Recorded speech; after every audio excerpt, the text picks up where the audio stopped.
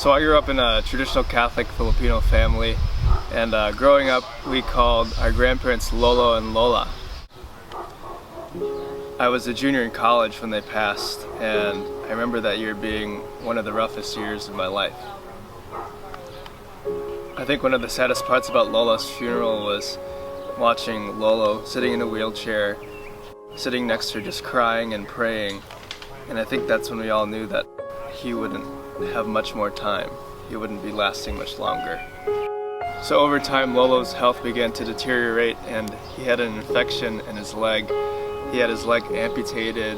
He began to have problems eating. He began to get more and more confused.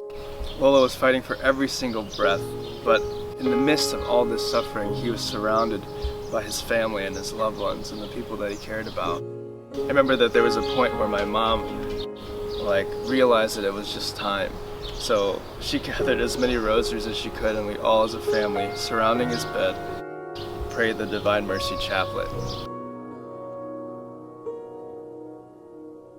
Literally right after our prayers were said and done, Lolo took his final deep gasping breath, and that ended up being his last. And after his last breath, I remember all of us in tears, holding hands, hugging each other. I remember that was the hardest I've ever cried in my entire life. I think I cried because of how much suffering he went through and because I missed him so much.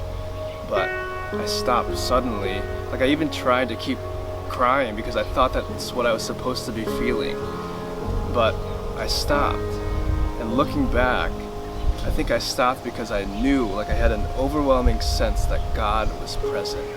God was present in this holy, weird, strange place of suffering.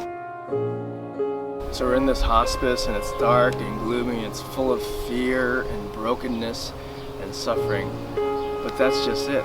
God works with his broken ones. And for some reason, it's only when we're broken, it's only when we've reached the bottom of the pit, it's when we've reached the end of our rope, that we realize in our head and in our heart that God's been there the entire time.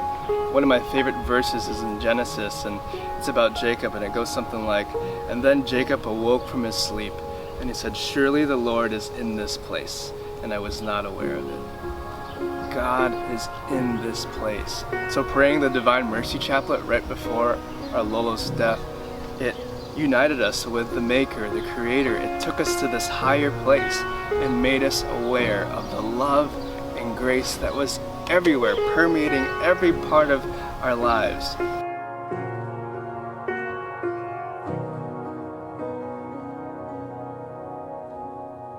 So may you be in tune with the heart of Ignatian spirituality, that God is indeed in all things and in the strangest and most broken places.